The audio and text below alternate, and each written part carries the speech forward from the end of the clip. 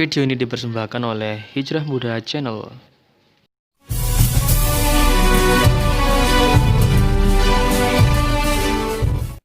Assalamualaikum warahmatullahi wabarakatuh. Kawan-kawan berpikir sekalian, adalah dengan dua ustadz termasuk pondok pesantren. Ada Ustadz Fahim, juga ada Ustadz Muskari.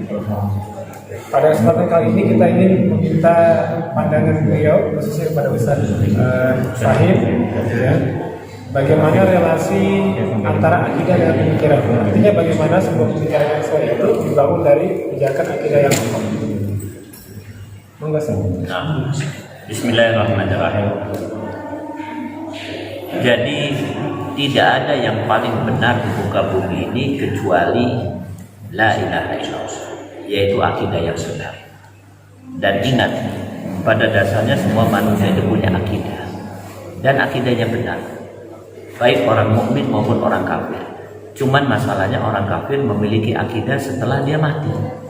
Allah Subhanahu wa taala berfirman, ya, di dalam salah satu ayatnya, yaitu pada a'udzubillahi minasyaitonirrajim, di dalam surat 32 ayat 12 yang bunyinya, walau taro idil mujrimuna nakisu ru'usihim inda rabbihim rabbana absarna wa sami'na farji'na na'mal sholihan inna muqinun.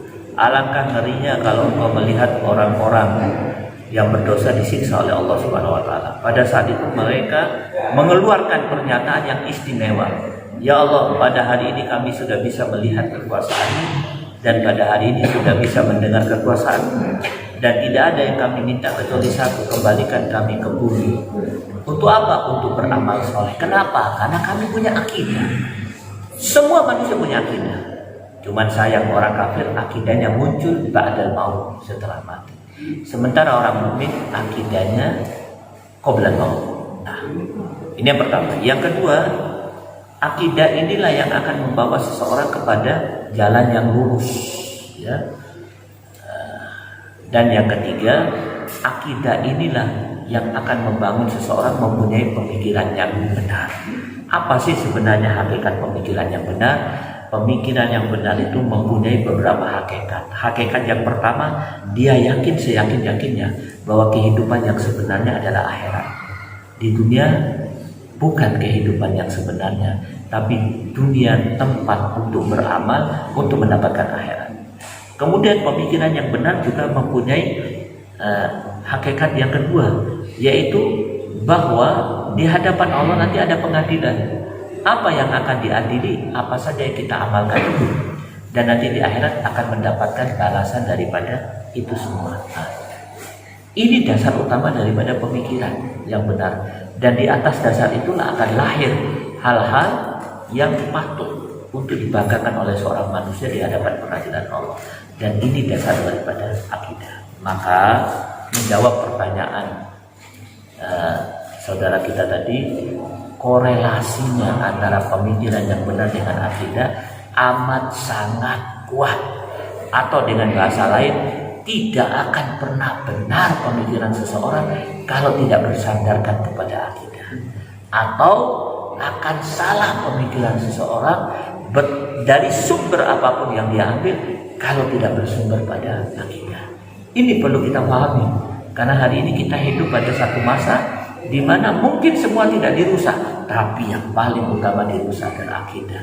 Dan ingat, kerusakan akidah akan membawa kepada semua kerusakan, termasuk kerusakan sesuatu yang paling dibanggakan oleh seorang manusia, yaitu pemikiran.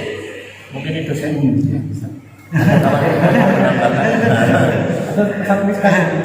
Baik, bismillahirrahmanirrahim. Saya coba tambah-tambah sedikit.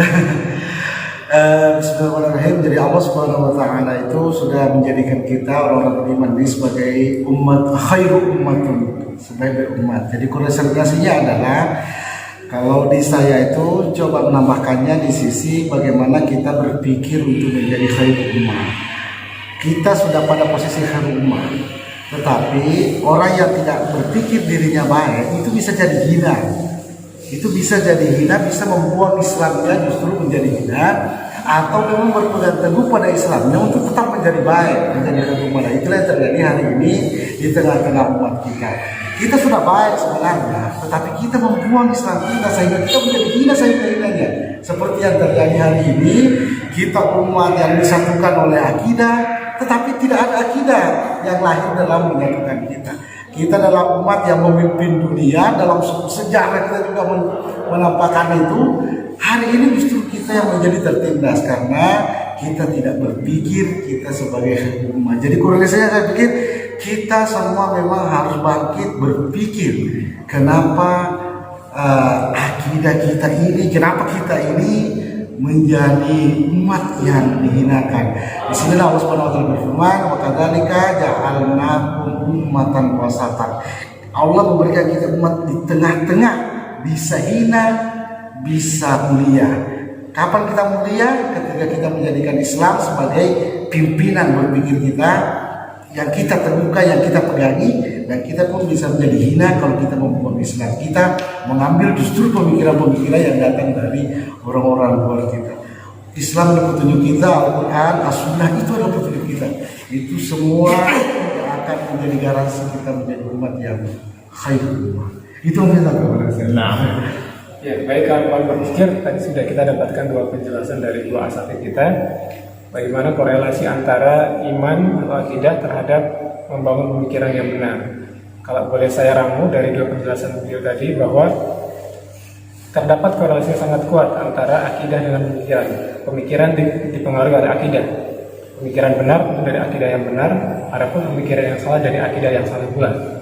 Dan tentu sebagai muslim kita harus memilih akidah yang benar sebagai pijakan membangun pemikiran-pemikiran kita.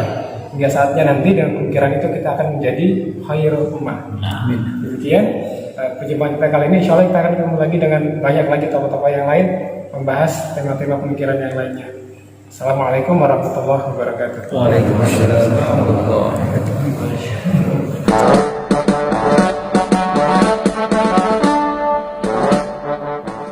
Jangan lupa klik subscribe dan nyalakan lonceng notifikasinya.